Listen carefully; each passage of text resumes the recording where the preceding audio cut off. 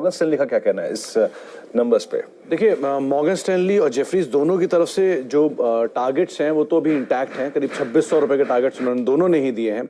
एक की out perform rating है, एक की बाय साइड पर रेटिंग है।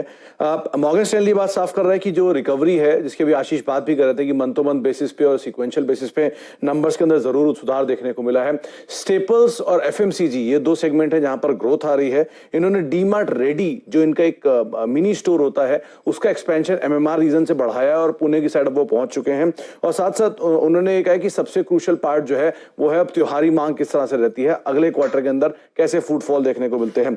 जेफरीज ने भी ऑलमोस्ट सेम सी कमेंट्री दी है, लेकिन उन्होंने ये बात जरूर कही है कि फुटफॉल में लास्ट क्वार्टर के कंपैरिजन में एक अच्छा अपटिक आता हुआ दिखाई पड़ा है और बहुत रिकवरी के साइन वहां दिख भी रहे हैं और त्योहारी सीजन में एक और ज्यादा फुटफॉल बढ़ने का अनुमान लगाया जा रहा है। और जैसे जैसे कंपनी एक्सपैंड कर रही है अपने नए रीजन्स के अंदर, स्पेशली डीमार्ट रेडी के साथ, लग रहा है कि नंबर्स और थोड़े बेटर हो सकते हैं गोइंग फॉरवर्ड। इसीलिए दोनों जो टारगेट्स हैं वो 2600 है और बाय और आउट परफॉर्म की रेटिंग इंटैक्ट है। ऑलराइट, शुरुआत करूंगा। जेफरीज की एक रिपोर्ट आई है और बहुत ही एग्रेसिव टारगेट दिए हैं। 75 रुपए से बढ़ा के सीधे 100 रुपए का टारगेट उन्होंने अशोक लेलैंड में कर दिया है।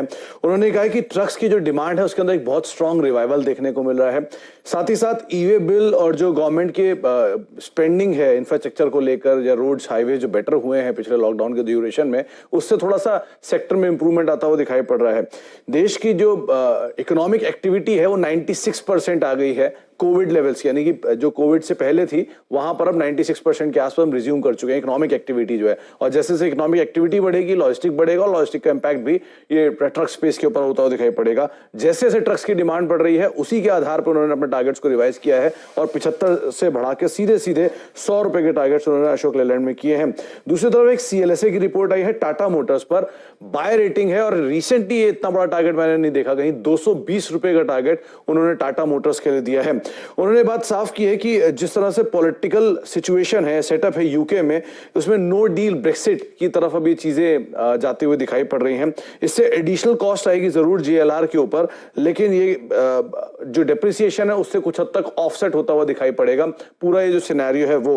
और साथ साथ जो इनके नंबर्स हैं डोमेस्टिक फ्रंट पर या जेएलआर फ्रंट पर, उसमें जरूर इंप्रूवमेंट देखने को मिल रहा है। इसी आधार पर उन्होंने टारगेट्स जो है वो 220 रुपए के दिए हैं और बाय साइड पर रेटिंग रखी है टाटा मोटर्स को लेकर। बिल्कुल। तो देखिए हमारे साथ सुमित जुड़ चुके हैं। सुमित बताइए क्या कह रहे हैं ब्रोकरेज हाउसेस?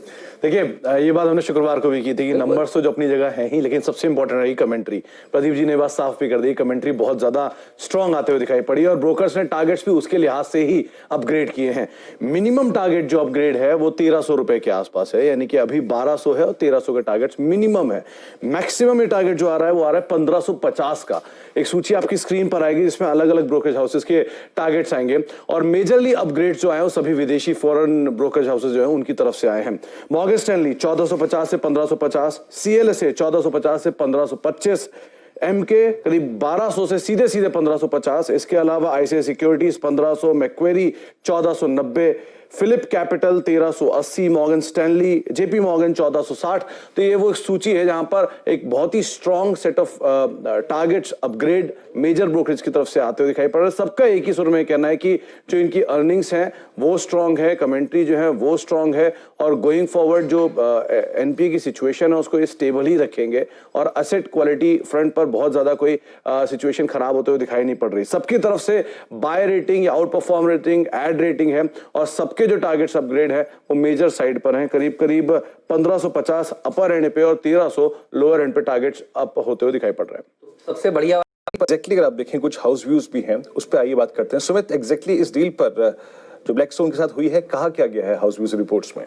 देखिए, एक जेफरीज की रिपोर्ट आई है प्रेस्टीज एस्टेट को लेकर, उन्होंने बाय की रेटिंग दी है। 284 रुपए के टारगेट्स उनकी तरफ से आए हैं। साफ बात है, उन्होंने बात क्लियर कर दी है कि हिस्सा बिक्री एक बड़ा ट्रिगर हो सकता है गोइंग फॉरवर्ड कंपनी के लिए। हालांकि अभी इस पे और क्लैरिटी की उन्हें जरूरत है कि किस तरह से further clarity going forward management देता है। लेकिन हाँ, कमर्शियल रियल स्टेट के अंदर आगे चल के शायद और बड़े कुछ सौदे भी होते हुए दिखाई पड़े, ऐसी भी पॉसिबिलिटीज उनकी तरफ से जताई जा रही है। और बोल रहे कि एक माइनॉरिटी स्टेक से जो है वो मिनिमम आउटकम शायद यहां से देखने को मिले। तो पॉजिटिव कमेंट्री के साथ ही उन्होंने टारगेट्स को बढ़ाया है। 284 रुपए के टारगेट दिए जो कि मौजूदा लेवल से अभी भी 10 से 12% का अपसाइड देख रहे हैं। बिल्कुल सही बात है। देखिए, बड़ी दिक्कत